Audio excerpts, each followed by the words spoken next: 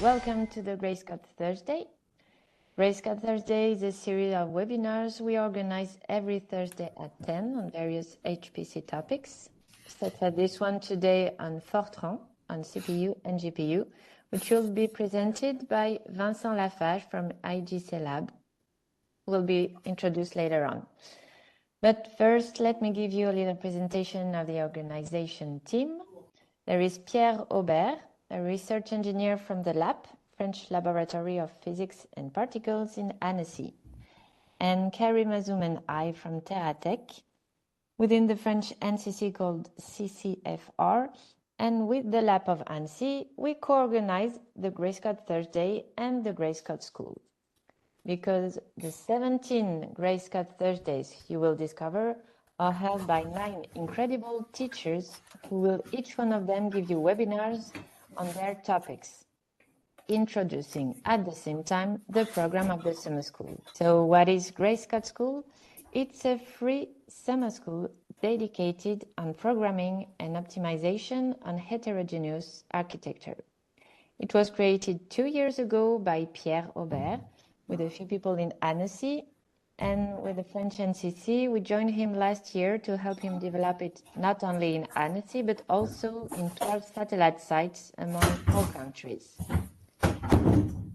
Those satellite sites helped us reach more people by broadcasting the school live in their locations. And the summer school had a 2-week program, 1 week on CPU and 1 on GPU, but everybody was free to choose the courses they wanted to attend, thanks to our à la carte option. So we finally trained over 500 people, and everything is available on replays on our website and YouTube channel. So you can access it if you want, but everything is in French. So this year we are going European, and so all will be in English like this webinar. You have various ways to attend the school, as you'll see in the video I'm going to launch for you. And also, we invite you to be part of the team and become a satellite site yourself if you want to host the school at your place. We are able to provide you everything, all courses, containers, access to the teachers, and also to connect you with our growing HPC community. So let me now play the video for you, and then we'll be with Vincent.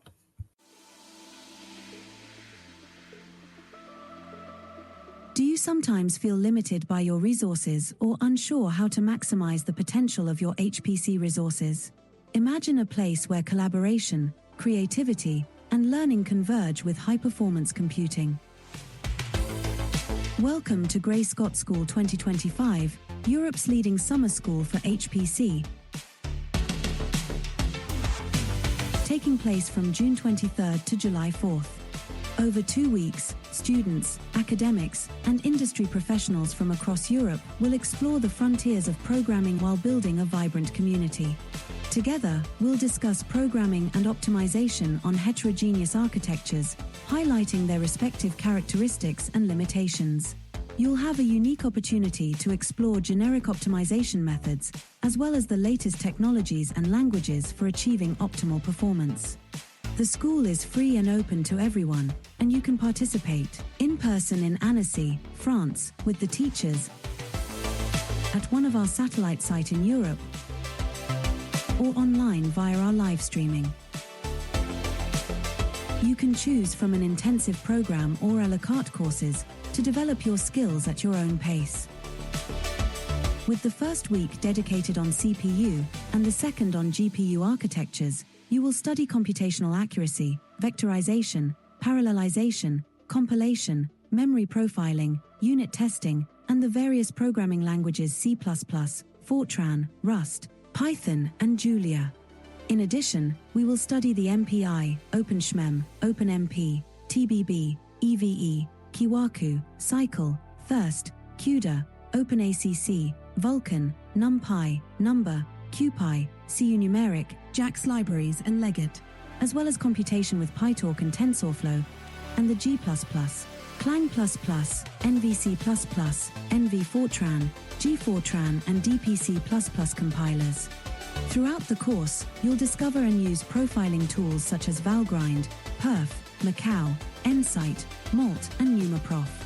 Each session leads to a practical challenge, the simulation of Gray-Scott's diffusion reaction, which tries to describe how a chemical reaction evolves over time. Simple to understand, but complex enough to push the limits of optimization. Thanks to our specially designed Docker containers, you'll have access to a complete working environment to follow courses and exercises on your laptop or supercalculator. Throughout the program, you'll be guided by a dozen expert instructors, leaders in the field of programming and HPC. You'll have the opportunity to ask questions and chat with them live on Discord, so you can tailor your learning to your needs. Join our growing community of over 500 users to find answers, exchange ideas, take on challenges together and build bonds that will last well beyond the program. You can also join the Gray-Scott School European network of satellite sites, not only to attend the courses, but why not become a satellite site yourself and host the school in your location? You just need to provide a room, a contact person, and access to computing resources. We'll provide courses, tools, and Docker containers for a seamless learning experience. Gray-Scott School is free and open to all. It's your chance to master advanced programming and optimization, engage with a growing European HPC network, and push the boundaries of technology and training. You can kickstart your journey now by joining Gray-Scott Thursdays, a free webinar series previewing the school's courses. Don't miss out. Register today to attend, whether in person in Annecy, France, or at one of our satellite sites in Europe, or online via our live streaming. Gray-Scott School 2025, where HPC meets your potential.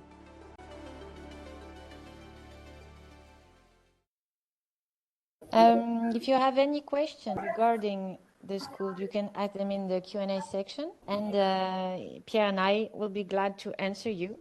So thank you for listening to me, and now it's time to give the floor to Pierre Aubert. Okay, thank you, Marie. So now, it's time to talk a bit about Vincent. So Vincent is, of course, part of the dream team since the very beginning of the school. He's a developer, mainly focuses on Fortran and Ada, but we don't have time for Ada this time, but we will talk a lot about Fortran. And as you saw earlier in the previous webinar, for him, it's really important to have a good precision and to master the precision of your computation. So not totally at the full precision, but you have to understand it well to be sure that you have a good result.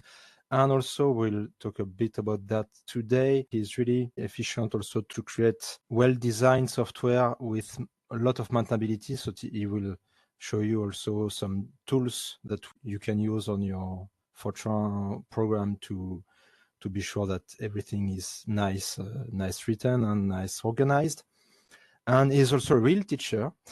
So it's quite good for a school for a school to have a real teacher. And all the extra stuff, I think Vincent will present that for you right now. So I prefer leave the floor to Vincent, and he will explain that much better than me. Good morning, everybody.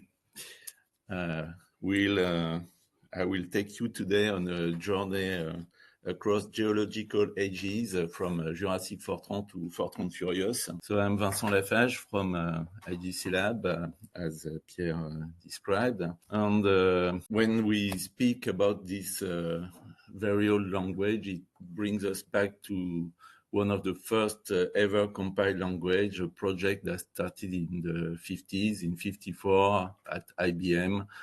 An automatic coding system project started and was first delivered in 57. Its name comes from Formula Translator. It's a high-level language handling the first abstraction, the abstraction for expressions.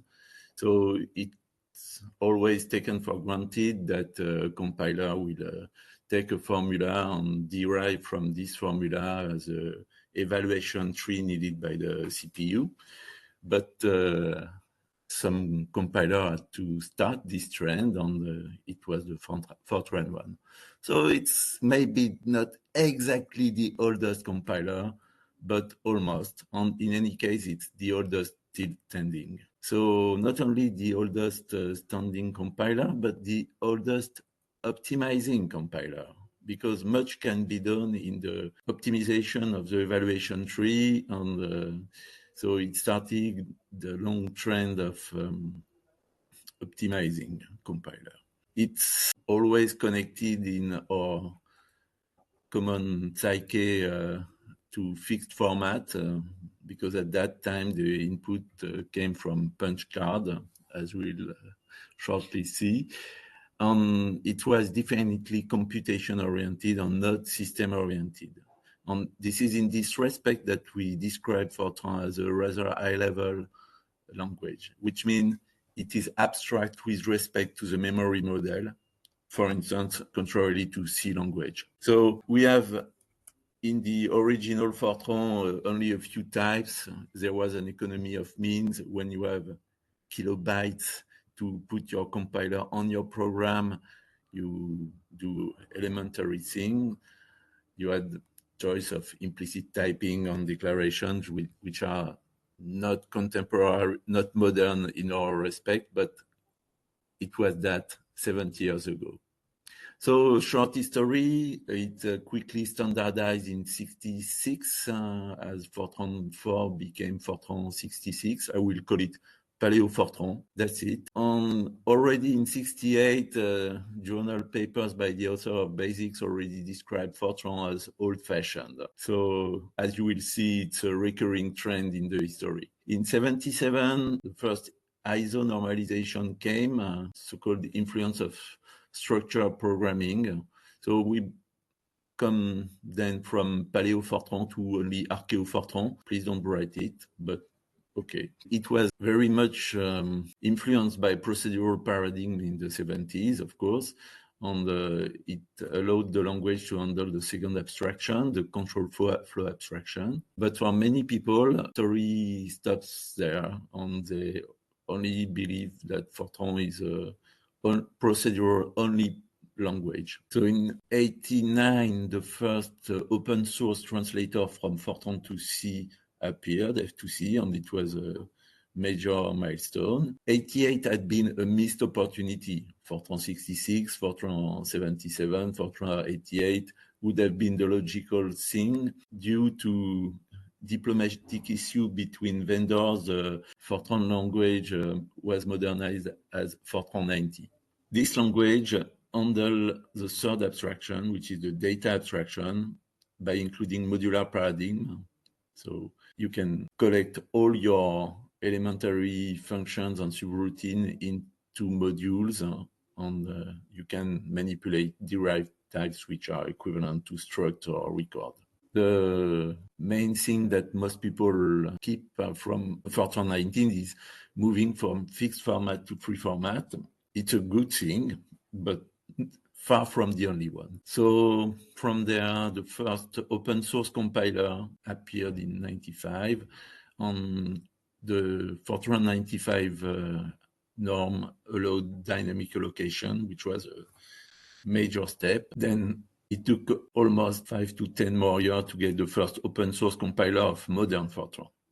And G-Fortran was then a fork of this G95. So 70 years after its birth, has Fortran a future? So as you have seen, it's a recurring theme, and Michael Metcalfe from CERN had been very influential in promoting this language. But what I want to quickly show you is that it's a multi-paradigm language. So if you look across the various versions during time, a long time, you will see that most paradigms are touched by new features of each version of the language. So, of course, it started as a procedural language. It soon became a modular one. From 2003, Fortran 2003, we have inheritance. So you can do a lot of object things in modern Fortran. It's a dynamic language, as you can allocate memory and use pointers in the way they are expected. So it's also not initially functional language, but you have a lot of way to use the functional paradigm, and a lot of modern Fortran insist on getting pure and elemental function, as we will see a lot during this talk. Of course, for the interest of our high-performance computing school, it's a concurrent language, and not only with the for all, do concurrent and contiguous built-in loops, concurrent loop, but also with the distributed capability of co-array that are a bit not so well known, so we'll address it quickly here. So if I had to point at a missing paradigm, we have only very basic generic programming capability, and we are all expecting for Fortran 2020Y to provide us with template, which would be parametric modules. And I pray that I see it before I get too old. I would encourage the French-speaking people, but there is also the English version of this reference lecture from Idris. You have the link there. So, okay, let's address the elephant in the room in the same way that in the 80s, people were saying basic programming is not basic programming.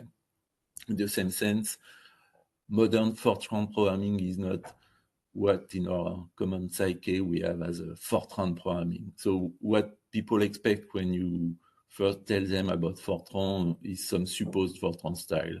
Fixed column format, fixed layout from Putsch-Card era, no indentation because short lines, all caps because why not? But remember, Roman Empire was writing all caps, they fail.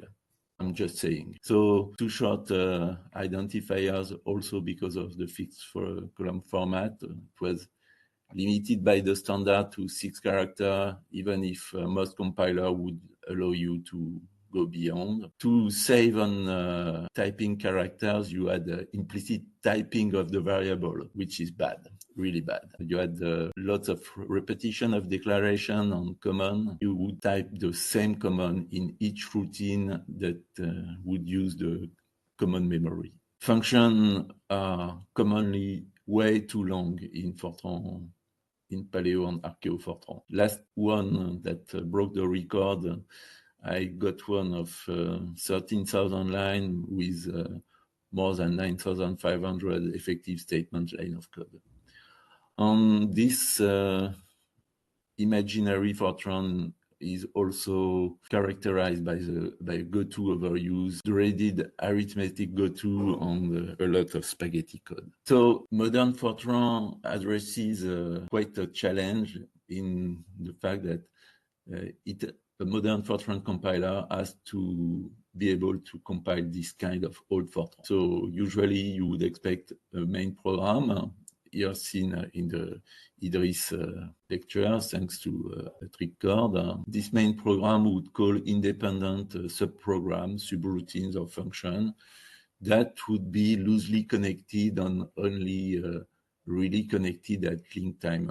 But the compiler was not very strict about type consistency, for instance. So you could do bad things in this way. So it has changed in modern Fortran in the way that you can contain internal procedure in your main program. And this allows for much better consistency checking. And as we saw, modern Fortran is modular.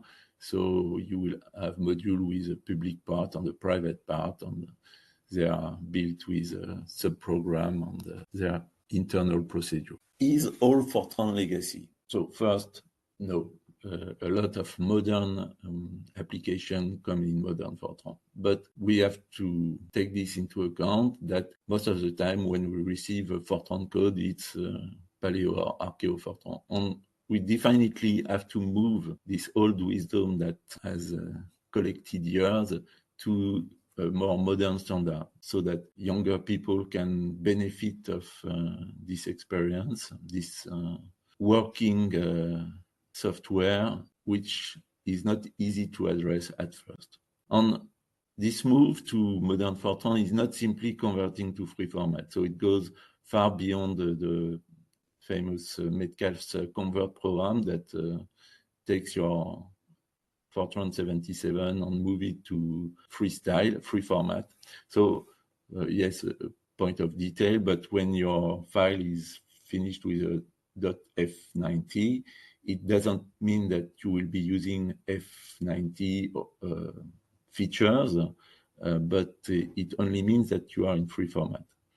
In the same way, when your program, your file ends in .f, it doesn't mean that you are stuck with Fortran 77, but it only means that you are stuck with fixed format. And program ending in .f90 can be Fortran 90, so it can be Fortran 77, Fortran 90, Fortran 95, Fortran 03, Fortran 23. So don't focus too much on this typographical convention, naming convention. So you can recover the program of Metcalfe to get a taste of what your program would look like after first path, but it's quite a bit strict. It only takes a fixed format, strictly conforming Fortran. Everything above colon 72 will not be taken into account by convert, even if any kind of decent Fortran compiler will allow you to extend up to 132 characters per line, which is not recommended for all Fortran. So beyond converting to free format, it's an opportunity to turbocharge your code with expressivity, resilience, and clarity. But when you have 10,000, 20,000 lines to convert, it's quite a challenge. So we need tools, and I will tell you about one of them, Spag. Spag, the so-called despaghettifier. You can find it at the URL at the bottom of the slides here. Some example of going, so on the left side of the slide, you have Paleo Fortran. We can say so. It's a bit exaggerated, Paleo Fortran, with that many go-to label. Once taken into Spag, it is converted in the right side of the slide. So you see much better the procedural paradigm at play. Indentation is in, all go-to have disappeared. It's a good step. So afterwards, it's easy to refactor and provide better names. But okay, Spag has done the tedious work of changing this. So from 1 year now, 1 year before, we now have Spag 8 version, which allows to go even further. So it doesn't stop at changing the control flow, but it will also collect all the common variables. So for people really unfamiliar with Fortran, common is the hallmark of classical Fortran. It's a common memory zone where you put your variable together, and it allows to have some kind of controlled global variable, controlled variable shared among different computing units. It deserves a really bad reputation. So even staying in Fortran 77, you should put this command on the corresponding declaration of variable into includes. Okay, so the way to do it in modern Fortran is what you see on the right side, which is this module CEG1 that encapsulate the former common EG1 on the left side. From this, you can use it in your subroutine, the way you would import something in Python. So you avoid copying again and again the command, and there's a lot of error that can come with this. So you can read without fear the right side of the slide, and this translation has been allowed by Spag. So a program such as Spag has a lot of possible configuration. You can configure the kind of level of transformation that you want for your code.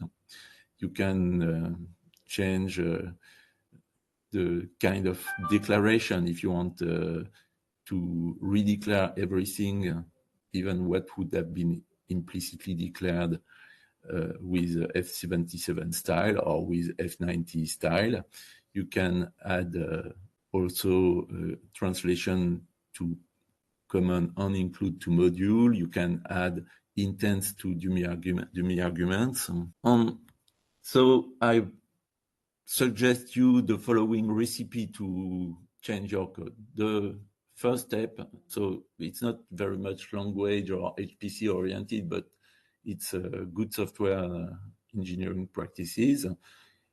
When you get some legacy Fortran, which means every Fortran that you have not written has to be considered as legacy, you will first put it in a version control system.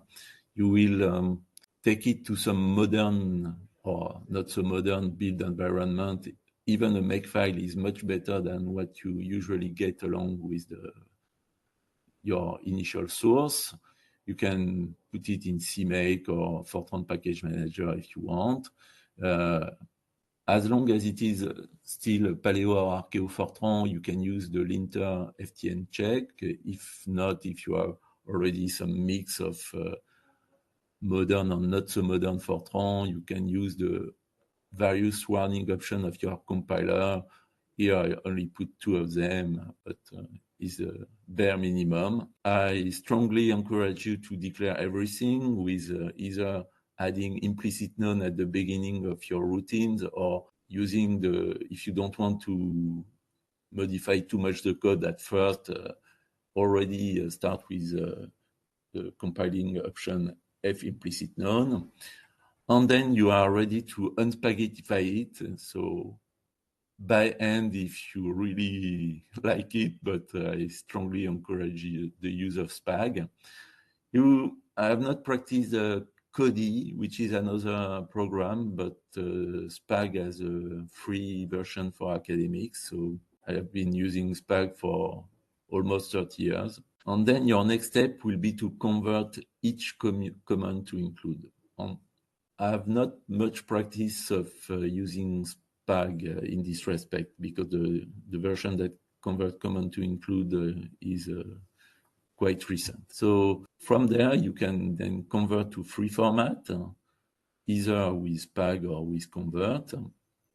You can convert then each include to module. So using Spag is a good way to do so. Convert all static variable initialize. So a lot of old Fortran code rely on this implicit static definition of variable. And many times, what are static global variables should in fact be a parameter. So all procedure arguments you should reflect about their intent and declare them. All possible procedures should be declared pure. So it's nice to have pure function, but then it means that you cannot debug them in the old way by adding some write or any kind of I/O.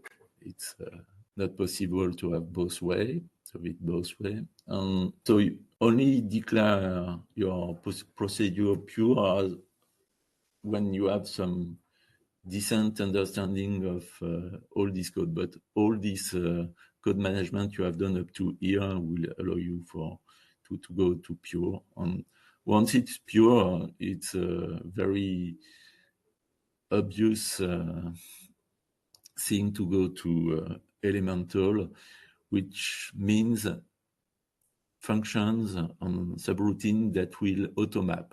You define it for a scalar variable as input, and it will automatically be applied to each element of an array if instead of a scalar you pass it an array. So this is very convenient to express concurrency. I strongly advise you to generalize the kind of all floating point variables. So you have real kind equal 4 as a single precision, you have kind equal 8 as double precision, you have extended double with kind equal 10 on some compiler. On other compiler also have kind equal 16 for quadruple precision because Fortran. Recently, NVIDIA started to play with kind equal 2 for half precision floating point variable. So using this generic kind parameter, you can translate almost instantaneously your program to address one precision or another, and this is very much useful.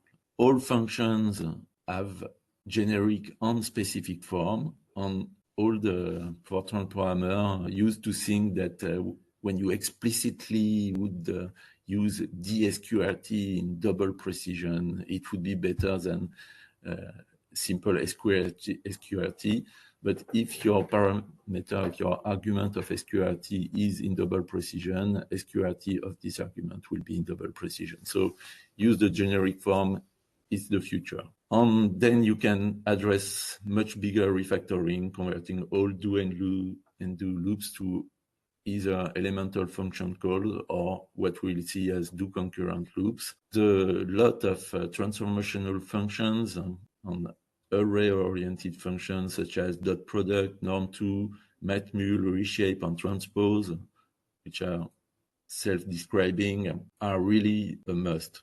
You don't want to go into the detail of loops. Fortran being a higher level language, you have to let the compiler do the tedious work for you. And then you can add some documentation using either Doxygen, Doxypress, Ford, whichever. So what does a modern Fortran look like? So here you have Doxygen commands, and commands can benefit of using Unicode. So Euclid is better described with his Greek name. Here, this very short module extract the list of prime divisor in the input argument. So as you can see, it's a simple kata. Your function is returning you a dynamic empty vector of integer. So it does not look bleak in front of the Python equivalent. And when you have as this is a classical kata, it has been designed using a test-driven development technique in the PF unit test environment. So this PF unit is designed by the NASA, and the F is for Fortran, P is for parallel because they took this into account in their unit test framework.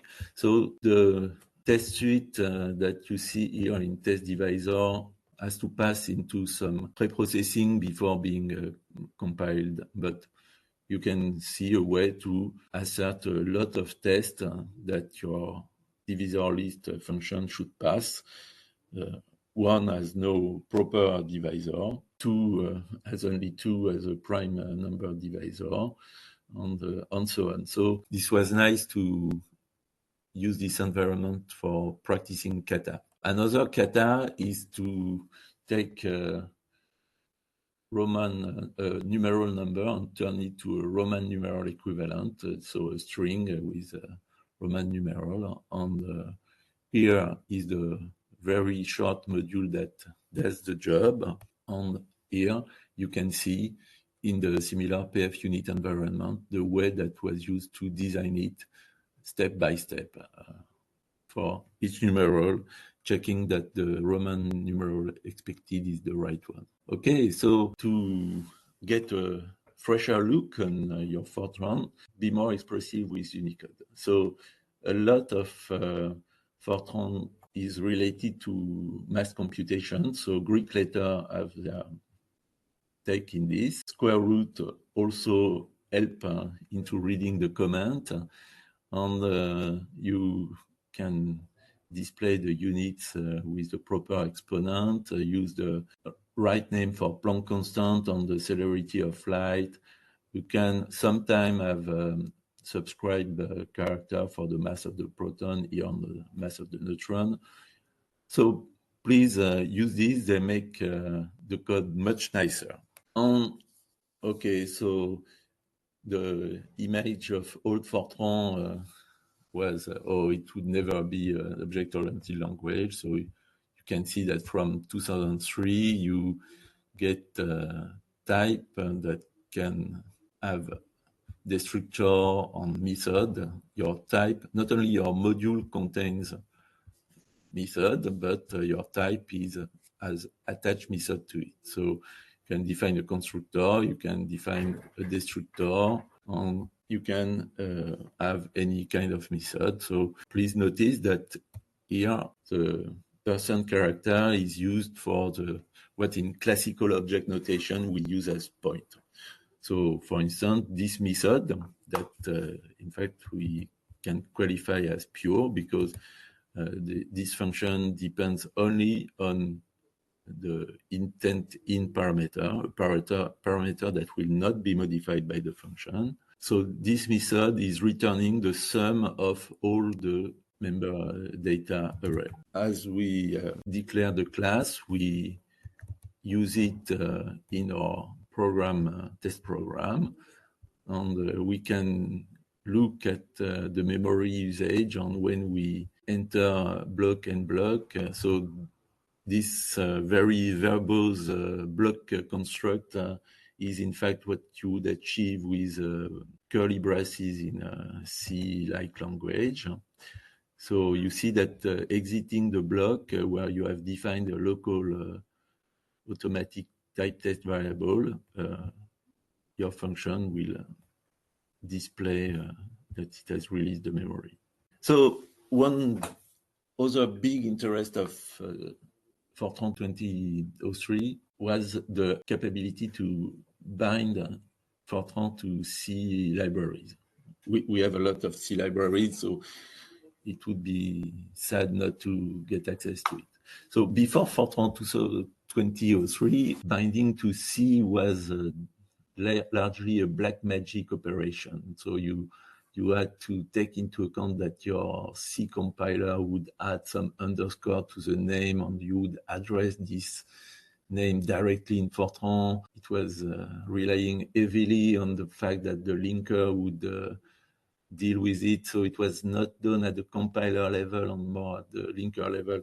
Very, very sad time. But now, if you have some C function that will convert some value to decimal 32. So, okay, so just before getting into more details, the goal of this interface here is to link Fortran, to bind Fortran to decimal floating point instead of binary floating point library that you can access in C23. So we get modern. And if you have doubts on the accuracy of your binary or code or binary floating point, you can check what changes when you instead use decimal floating point. So don't expect much speed out of this. It's only to check a representation issue of the float on things of the order of the machine epsilon.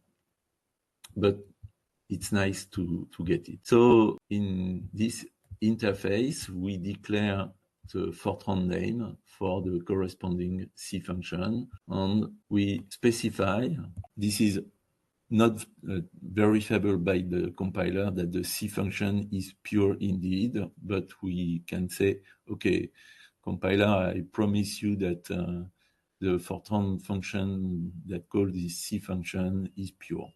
So this way of interfacing to C is what we call a scene binding, because it's really a one-on-one correspondence between C and Fortran. You can use the C relay kinds here so that there is an explicit explicit expression of the type of the variables. But what is more interesting on Fortran has copied a lot from Ada in this respect is that most of the time Fortran being a higher level language, which is not a moral point of view, it's only farther from the memory model, that I mean by this.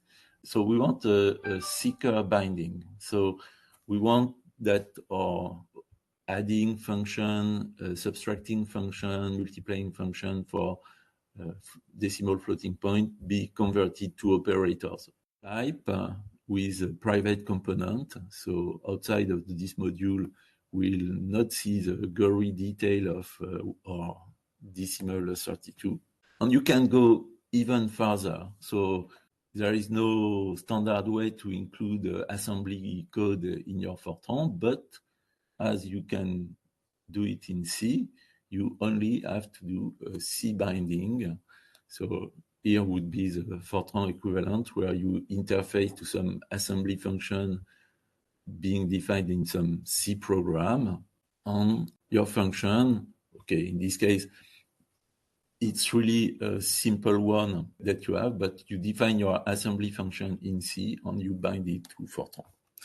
So, okay, so this was some exotic things. But before addressing the concurrency issue that are the heart of our school, I will shortly list what in my mind is missing in Fortran. So, of course, inheritance that can maybe be replaced by facade pattern. We don't have what functional people call the first-class function. We only have pointer to external, pointer on procedure. We don't have explicit exception handling beyond some amount of exception for input-output and, of course, IEEE exceptions. We don't have assert, but you can, even if there is not a standard one, you have an easy way to include this extra function in your code.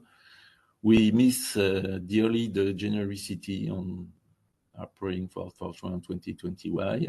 We don't quite have const as in C, C++, and so on, because parameters are more like const eval. It's a kind of glorified define in the sense that scalar parameters are replaced as if a preprocessor would have compiled it. They don't lead to symbol corresponding to the name of the parameter in your object code. Nevertheless, you can use intent in to play as a constant parameter passing, or you can use a protected attribute in your modules to play similar effects. There is no variadic function in modern Fortran, but we can get multiple bindings to C variadic function if really we need it. If you want to use printf from C for whatever reason, so you can bind for each of your calling signature, you can define multiple binding. Okay, no coroutines. So these are the most obvious missing part in Fortran. Okay, I don't go into the detail of procedural paradigm. I will focus on harnessing array. So the end for loops is on. So you have array operations. You can add two array element-wise. So this is under the gods of this school, which is dedicated to Adama product. We have way to map functions on array. So all interesting functions are elemental, and you can define your own elemental function, which are pure plus automap. You have array reduction with some products and so on. All the functions I was mentioning. So don't write a loop for a dot product. You let it to the compiler. Don't write your matrix multiplication. You have flags in the compiler to choose which library of matrix product you will use. So write it at the high level. You can reshape the number of indices on your array and redefine a matrix as a linear collection of elements if needed. You have the where structure, and we'll take some time to speak a bit about for all and do concurrent. So array expression are really a nice and concise way to perform element-wise operation. It enables implicit parallelism and enhanced readability. So this is the first way to go. It takes iterations out of the picture. For loop were a first attempt in Fortran 95 to some kind of parallel loop. Construct for array assignment with explicit iteration. But even if it bridges a scalar loop on array operation, on the next slide you will see some speaking example. It was far too limited, and it led to do concurrent loop that allows for more modern construct for parallelism, and it allows independent operation. Okay, for loop and do concurrent loop, you are allowed only to use pure function inside. Okay, so array expression, you define some arrays on provided they have the same signature is not the name here, but same set of dimension. You can add and multiply them, and you can apply elemental on them, and you can use transpose, for instance, for matrix symmetrization, very expressively expressed. Okay, so for loop would allow you to, okay, in this case, the first example is not very useful because you could, yes, see, it's useful because if you want only to get zeros on the diagonal, you cannot do it with an array expression. So on the second line, you see some other aspect of the for statement. You can have a mask to say that you will apply the inside of your loop only to element respecting your condition. So you will decrement only positive indexes in this case. Do concurrent allows you to have more complicated things inside the loop, including tests. It will allow you to do some reduction among the independent iteration. Okay, local attribute for the do concurrent loop is more on the Fortran 2018 or maybe 2023 aspect on its of use with GPUs, for instance. So now that we have a way to address all these concurrency expression, we want to use multiprocessors. So the first multiprocessing in Fortran came from supercomputers and MPI. So you have distributed programs, and you can use the MPI library in a very tedious way. And the modern way to do so is to have co-array. So beside the standard array with parentheses, the square bracket allows you to define a lot of copies of your data, each copy living on some of the node of your system. So you can check which image of your code is running on your node, and if it is not the last, if you are with the image with this particular number of 1, then you will give some message, but not on all of your nodes, only on one of them. And you can share data across nodes using this co-array notation. So you can play the classical exercise in this respect. A caveat, so I provide you some example of compiling with Intel Fortran compiler, IFX, and GFortran, provided you have co-array leads. It's not something that you do easily the first time. You have to address a lot of operational issues, but it's worth it. And to get to some practical computation, I just tell you how I arrived to some kind of GPU-oriented computation. I had, for the theory group of my lab, some simulation that was too slow to address all cases.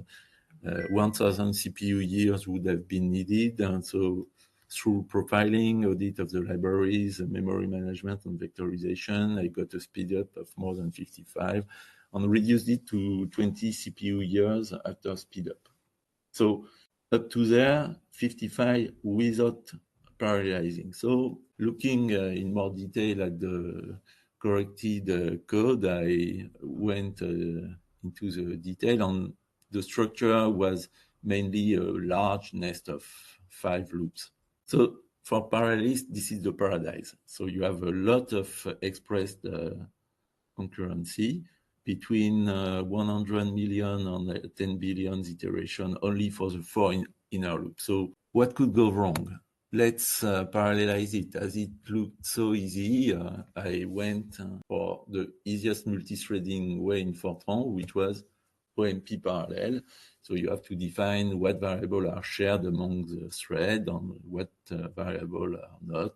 So you see that it relied a lot on commands, all the names that you see between slash here.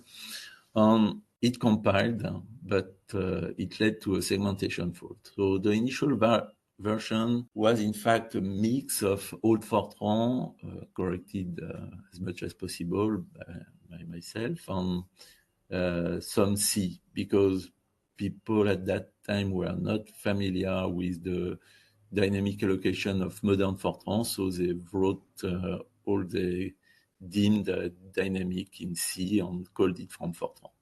Very bad. So colleagues at Idris told me, oh, you have to convert everything in a single language. So instead of converting everything to C, I decided to convert everything to Fortran 90, validated the result on the sequential version, and added OpenMP again. Some benefit was that it was not related to only one compiler, so I had 3 compilers to produce results, but all 3 of them gave me slightly different segmentation faults, but segmentation faults. So this is still an open problem, and I decided to change things. What could we simplify in the code? It looks hard with thread, and in fact, all the threads in these 4 loops are not equivalent in time, so simply sharing them across CPU would maybe not so easily be some easy win. And in fact, getting accustomed with the computation itself, I realized that it was in fact a fast spherical Bessel transform, and it could be re-expressed as a FFT. But to make the most out of the refactorization of the code, so I will, before addressing the GPU follow-up, I just flash you 2 slides about vectorization, because this is the logical step using the modern Fortran expressing data parallelism and concurrency, on vectorizing this data parallelism can be done by relying on your vectorization flag. So it gets always a bit dirty, as you can see by the number of flags, and you have to use Macao that Pierre will describe at length. It's a bit of a punitive experiment, even if the results are worth it. And here you see a modern way to help your compiler vectorizing things by using the OpenMP ACMD clause. So we had some result using another compiler, using NV Fortran from NVIDIA, which is really aggressively vectorizing, but we still have to play with OpenMP SIMD.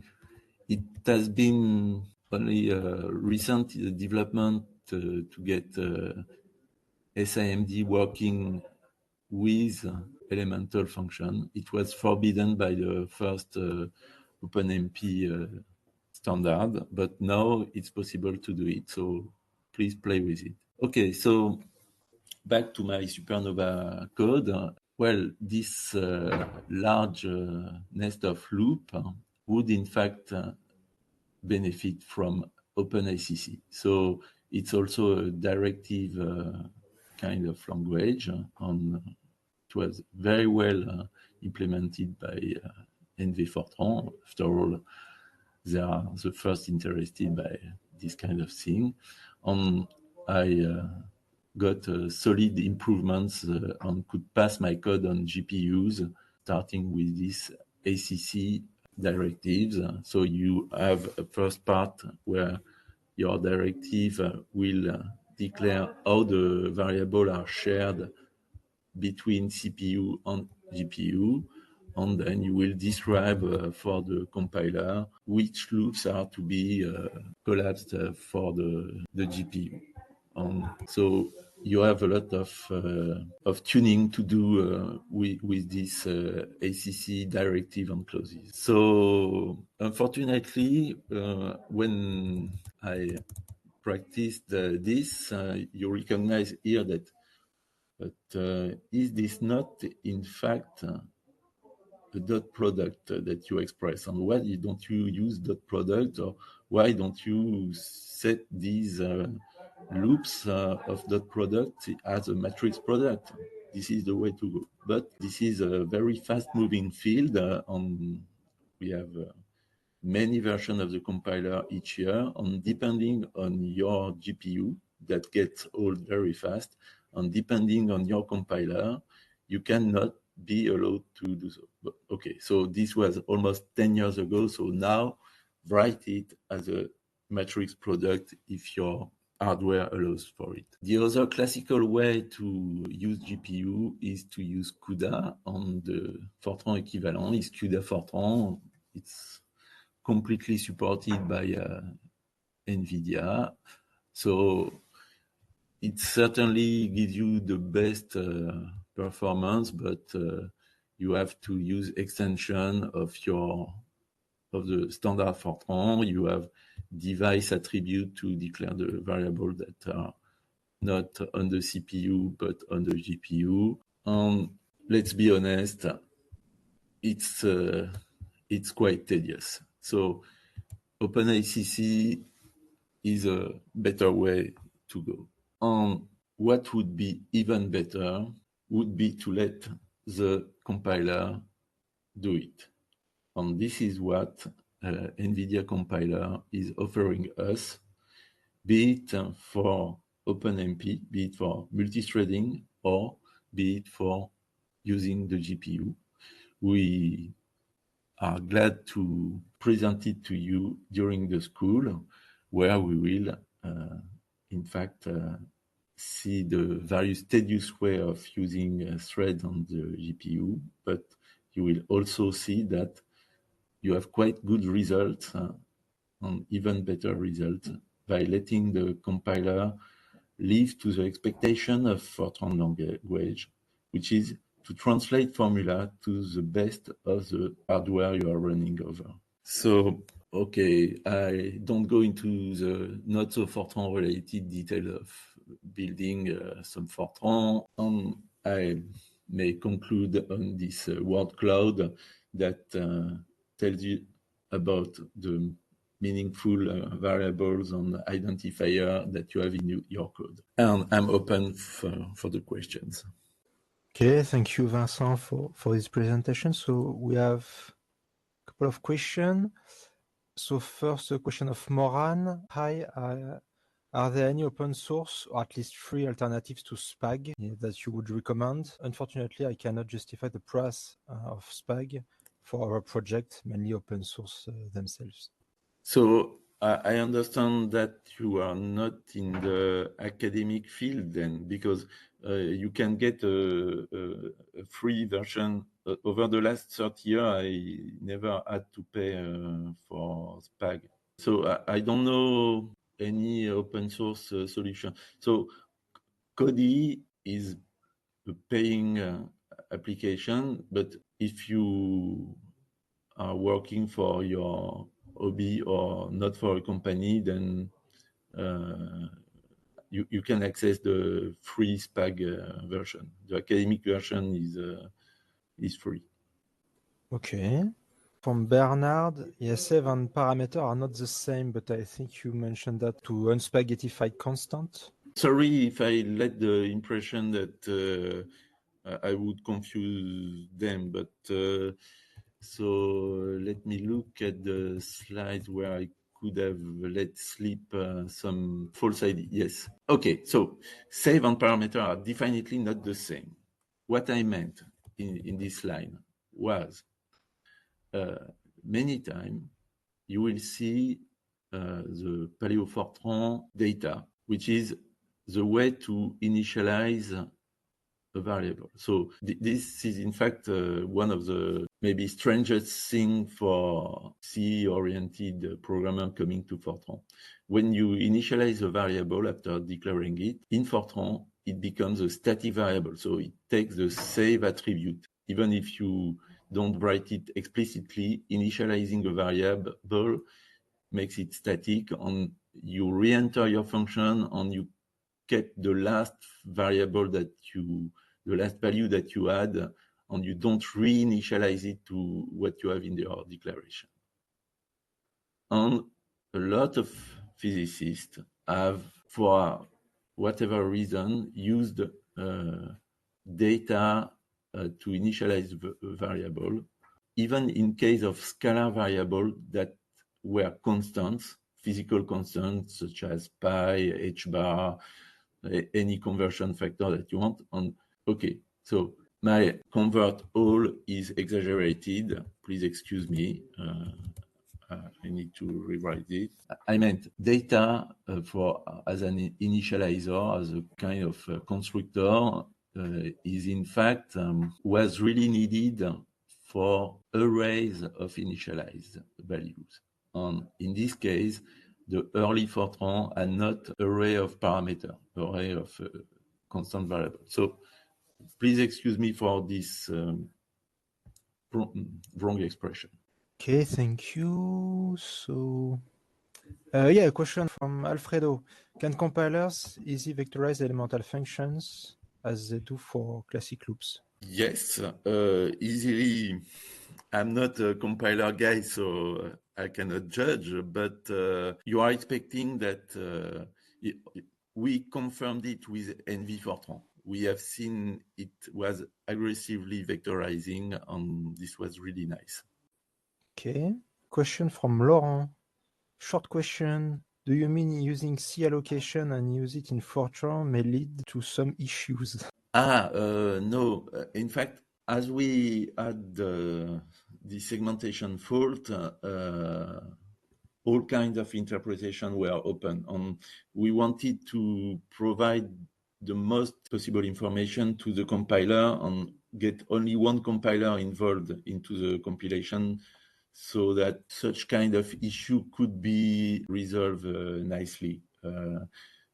We were suspecting that these functions were the link, the bridge between C and Fortran was not so nicely done. So this is why we changed. But in the end, we still add the bridge between Fortran and OpenMP, which is hard to investigate. Okay, a question from Dimitri. Concerning GPU porting, a couple of years ago, I heard about OpenMP offloading. They haven't tested it yet. Do you have any experience on this? So I expect to present some attempt at OpenMP offloading, but in fact, it's not quite the same approach as OpenACC, so it requires some major change. So no real experience with it, but it's nice to try. Okay. Question from Shore. With which compiler can I do now multi-GPU, multi-node computing using a code written in standard Fortran, only coarray plus do concurrent? You have set the path for a research project. I completely agree with you. This is really it would be the nicest way to do so. Up to now, I have not done it, but I intend to do so. Yeah, maybe a guess. The first one will certainly be NV Fortran. Because they have everything to do that. So from Moran, okay, thanks for the answer about SPAG. I didn't notice that it was available for free for academic users. So yes. So I was still a poor student when I started using it. So I'm glad that I can share this massive tool. Okay, so there is no more questions. So I will switch to mine. And if you still have questions, so you can put them in the Q&A section. So at the very beginning of your presentation, you mentioned that functions are too long in Paleo and Archeo Fortran. But do you have a guess of why? Is there really a reason inside that, or is it just a lack of experience of the developer at this time, even if it was not really a job at this time? Do we have any clues for the reason? Sorry, maybe I missed a part of the question. So your question is why Paleo and Archeo Fortran are so far from the standard of software engineering? Yeah, why the functions are too long? Is there a really reason or not? I don't see any deep reason. It's, as I mentioned, a kind of sociolinguistic aspect. So we find people writing one-shot code even today, and they will type things on, okay, I have to redo it again for this other set of parameters, or writing a function is too much hassle, so they cut on past code, and you bloat on your bloat, and you're bloating your code very efficiently. Yeah, so it's just a lack of experience, in fact. Yes. In fact, at the very beginning, nobody has experience, so of course there is a lack of experience. Yes. There was no. We have a demography of developers that is not rising as fast as the number of transistors on a CPU, but quite. And so we lack a lot of old people teaching younger the hard way and telling them about all the no-go way to code. Okay. Are you able to do some optimization with SPAG? Or is it trying to really respect as much as possible the original implementation? For, I don't know, deduplication of code or memory usage with better usage or stuff like that? The core functionality of SPAG is refactoring. It's expressing as closely as possible the same thing from the feature point of view, but by rearranging in a more convenient way the code. So it does not optimize the thing by itself, but it makes it clearer where you have to do some more refactoring by yourself. Okay, and maybe he can also give you some advice and say to you, oh, this part of your code is really close to this one. Maybe you can create a function. Or it's not the case yet. All these programs, even ftn check is a good start. It's a linter, but it will tell you your commands are not properly aligned. So it's very memory conscious. It tells you a lot of things about, okay, here you have redeclared the command, but you don't use it. So these are basic things. Or you have this command. Okay, first thing, it is used nowhere. Okay, you get rid of lines. Your code loses a lot of belly fat quickly. It gets jacked. So only this is really the first step to make more intellectual optimization. Yes, because you don't try to fix a function that you do not ever call. So yes, absolutely. You save a lot of time with that. Oh yeah, when you were speaking of C bindings, Yes. So when you try to bind a C function into Fortran, so you need to have the prototype of this function. So do you have really to guess the types and hope that they will not change, or can you do a trick to get the includes in some way to make sure that the compiler can figure out itself the prototype? Okay, so the binding rely on the ISO-C binding intrinsic module. Oh, I didn't explicitly say that it was intrinsic. Sorry. And you see, C float, C double, C long double, C pointer, which are either kinds or types, on some function that allows you to get the memory address of your Fortran object and pass it as to a C pointer, to a C function expecting a pointer. So all the impedance adaptation is in this ISO-C binding.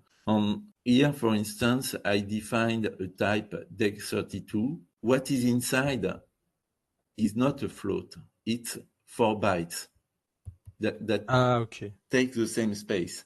So here, this is moderately. This is quite ambiguous in this respect, but you can describe most of your structure using either the primary types.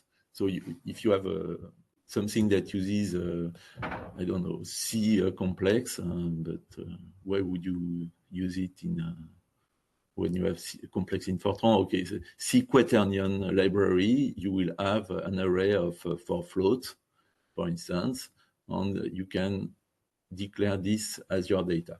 Okay, so this is one aspect of it. So you were asking...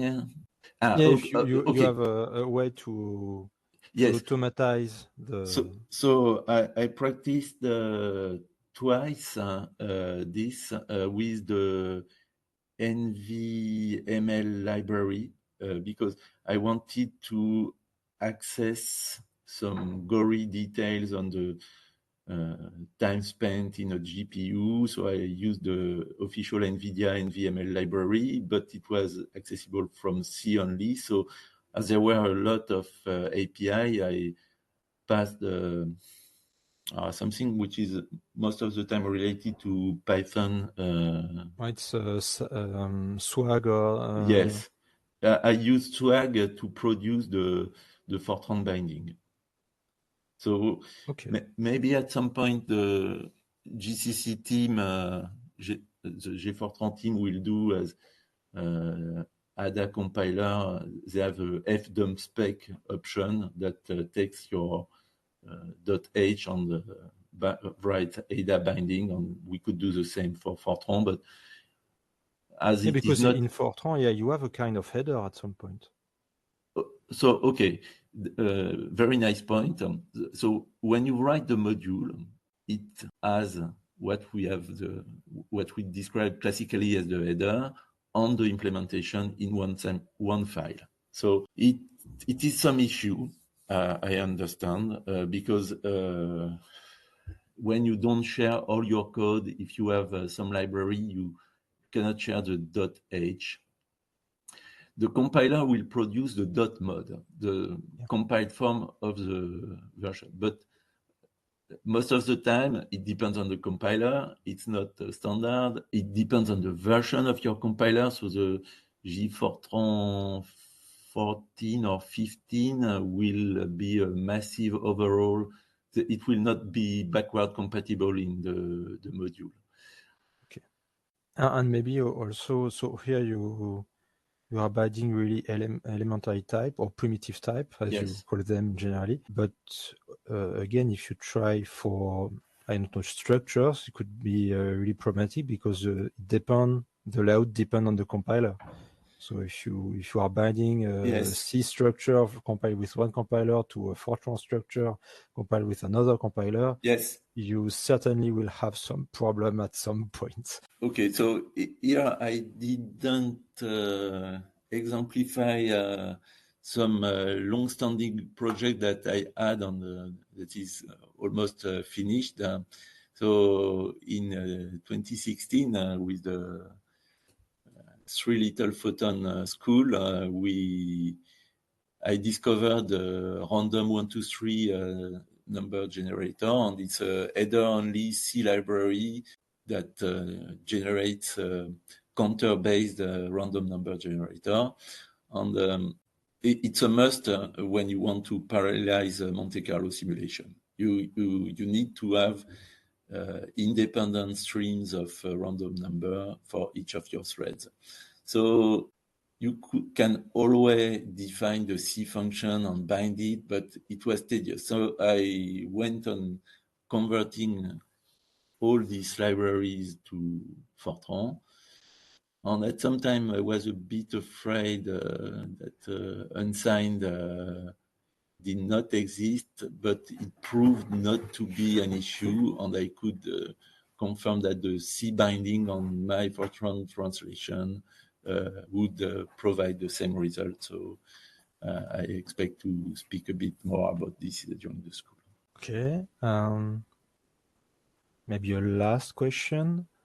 So you mentioned also that obviously Fortran has a lot of embedded functions for math multiplication, for dot product, for you have tens and tens of these functions. Do you have a kind of triangle matrices also to deal with these functions, or sparse matrices? Okay, sparse is not my cup of tea, but it's not mine too, but I guess it will be some cup of tea of people in the chat, because once you want to do really big simulation, you need sparse matrices at some point. So in fact, for instance, l'APAC, they don't have this kind of bounded matrices or tuplets matrices, but you can maybe bind something to the GSL. Something that I did not address also is the l'APAC should definitely benefit of the limited amount of genericity that exists in Fortran 90 is enough to improve considerably the Fortran experience of l'APAC.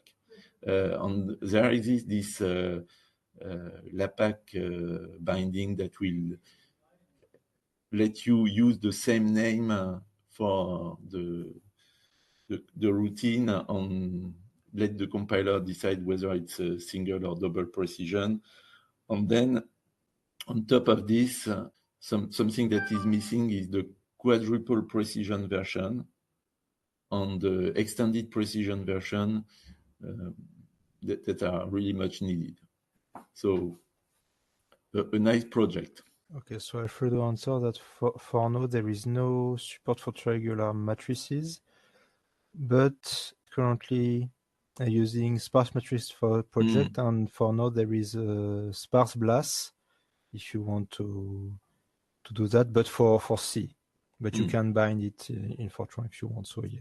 Yes. It's nice to have in mind.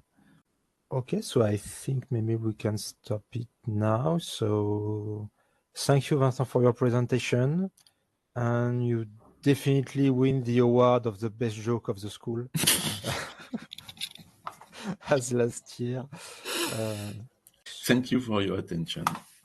Yeah, thank you for the nice presentation also. So next week I will present to you some magic with C++, GPU, with CUDA, with algorithm, with CDPAR, with a lot of stuff. So we will see that next week. So a lot of C++ and GPU, mostly GPU computing. So thanks for attending this webinar, and see you next week. Bye.